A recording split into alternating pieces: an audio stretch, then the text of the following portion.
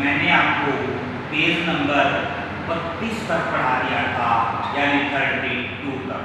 अब जो 32 में है, यहाँ पर अंतिम पैराग्राफ से पहले है वहाँ पर, यानी राम स्वरूप। प्यारे बच्चों, पढ़ाने से पहले मैं आपको बता देना चाहता हूँ कि आपको जो पढ़ाया जा रहा है वह अच्छी तरह से पढ़ना है। यानी मैं जो प्रश्न पढ़ा रहा हूँ वहाँ से मैं कोई भी प्रश्न आपसे पूछ सकता हूँ किसी भी समय। यानी जैसे ही मेरा अध्याय खत्म होगा, समाप्त होगा, तो उस समय मैं आपसे प्रश्न कर दूंगा इसमें से। तो सबसे पहले आपको यानी पाठ का नाम और लेखक का नाम पता होना चाहिए। जो आपके यानी इस बोर्ड पर शब्दार्थ लिखे हुए हैं, ये सभी आपको पूर्ण रूप से याद भी हो जाने चाहिए। जो आपके मुख्य पात्र हैं वो भी आपको पता होना चाहिए कि किस पात्र का यहाँ पर इस पाठ में क्या अभिनय है और उसने कौन सा अभिनय प्रस्तुत किया है। तो अब फिर से पेज नंबर 32 को आगे प्रारंभ करते हैं। देखिए, यहाँ तक मैंने पढ़ा दिया था, अरे नहीं साहब, जैसा मेरा काम वैसा आपका काम। आखिर लड़के की शादी तो करनी ही है, बल्कि यूं कहिए कि मैंने आपके लिए खासी परेशानी पैदा कर। राम स्वरूप हैं यानी हंसने का ये शब्द जो आ रहे हैं का लेखक ने जो के क्यों लिख दिए हैं, यानी ये अभिनय कर रहे हैं ऐसा। यह लिखिए, आप तो मुझे कांटों में घसीटने लगे, हम तो आपके हैं सेवक ही हैं। थोड़ी देर बाद लड़के की ओर मुखातिब होकर यानी लड़के की ओर मुख करके उसकी ओर देखकर, और कहिए शंकर बाबू कितने दिनों की छुट्टियां हैं। यानी यहाँ पर उस लड़के का नाम भी आ गया है, शंकर बाबू बोला। शंकर कहता है, जी कॉलेज की तो छुट्टियां नहीं हैं, वीकेंड में चला आया था। वीकेंड यानी सप्ताह के अंत में जो दिन होता है उसमें वह आ गया। अब देखिए, राम स्वरूप बोलता है, आपके कोर्स खत्म होने में तो अब साल भर रहा होगा। शंकर जी, यही कोई साल 2 साल, उसने तो अनुमान बता दिया कि साल 2 साल।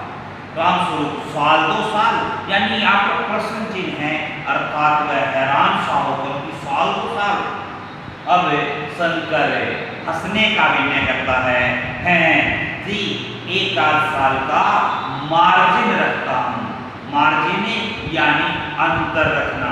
प्यारे बच्चों, मार्जिन में बता देना चाहता हूँ, जब किसी की पढ़ाई या कोर्स बीच में छूट जाता है किसी कारणवश, तो उसमें ना अंतर आ जाता है कि 1 वर्ष का अंतर आ गया या फिर 2 वर्ष के अंतर आ गए। तो यहाँ पर इसने मार्जिन में यहाँ पर क्या बताया है, अंतर बताया है, जो कि मैंने आपको यहाँ शब्दार्थ में भी लिखवाया था कि मार्जिन का क्या हो गया, अंतर। तो अब लिखिए, गोपाल प्रसाद आगे। गोपाल प्रसाद कहते हैं, बात यह है साहब कि यह शंकर 1 साल बीमार हो गया। अब देखिए, जो शंकर से प्रश्न किया गया उसका उत्तर शंकर के पिता दे रहे हैं, यानी गोपाल प्रसाद, कि बीमार हो गया था। क्या बताएं, इन लोगों को इसी उम्र में सारी बीमारियां सताती हैं, दुखी करती हैं। एक हमारा जमाना था कि स्कूल से आकर दर्जनों कचौड़ियाँ उड़ा जाते थे, मगर फिर जो खाना खाने बैठते तो वैसी ही भूख। अर्थात पहले मैंने आपको बताया कि पहले के व्यक्ति बहुत अधिक परिश्रम करते थे, उनका खाना जल्दी पच जाता था, और फिर उन्हें वैसी ही भूख लग जाती थी। अर्थात पहले के व्यक्ति बहुत परिश्रमी होते थे, परंतु जो आज के व्यक्ति हैं वो परिश्रमी तो हैं लेकिन बहुत ज़्यादा परिश्रमी नहीं है। बहुत ज़्यादा हम पसीना नहीं बहाते, हम यानी थोड़े से निठल्ले हो गए हैं। मशीनी युग ने हमारे जीवन की दिशा को बदल दिया है।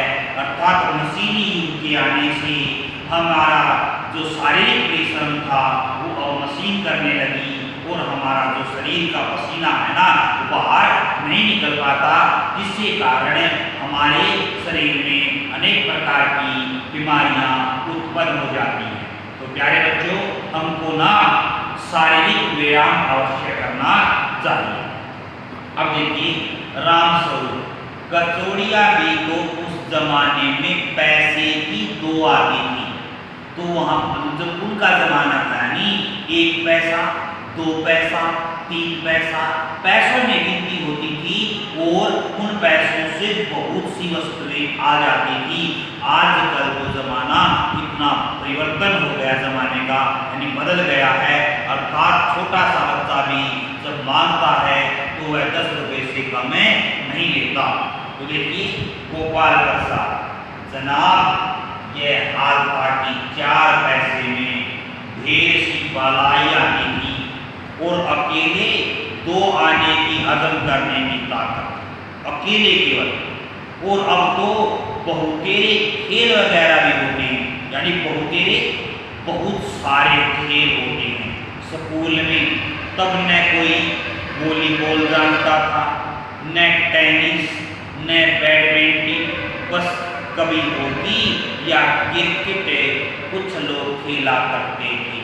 मगर मजाल कि कोई कह जाए कि यह लड़का कमजोर है। अर्थात पहले इसने कहा पहले के क्या खेल होते थे, हॉकी या क्रिकेट, लेकिन अब जो खेल है ना बहुत सारे खेल आ गए हैं। ऐसे भी खेल हैं जिनके बारे में हमें बहुत सी जानकारियाँ नहीं हैं। जब हम वो यानी अपने डीपी से पीटीआई साहब से जब उनके विषय में जानते हैं तब हमें पता लगता है कि ये भी किसी खेल का नाम है। अब देखिए, शंकर और रामस्वरूप किसे निकोरते हैं। रामस्वरूप जी हाँ, उस जमाने की बात ही दूसरी थी, हैं विरसने का दिन है।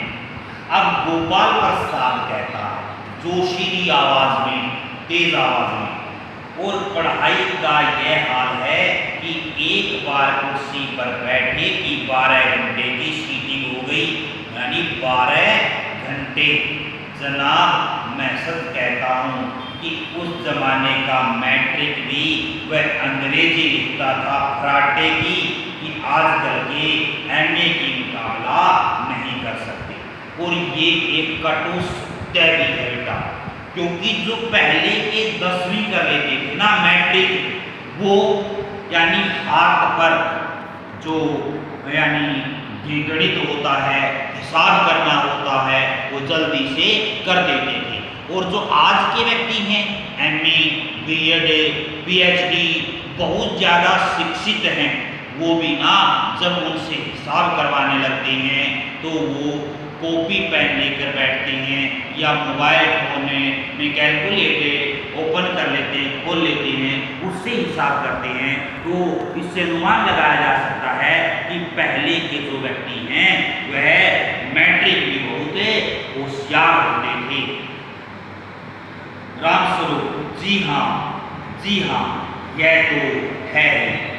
गोपाल प्रसाद माफ कीजिएगा बाबू रामस्वरूप, उस जमाने की जब याद आती है अपने को जब्त करना मुश्किल हो जाता है, अर्थात अपने आप को छिपाना।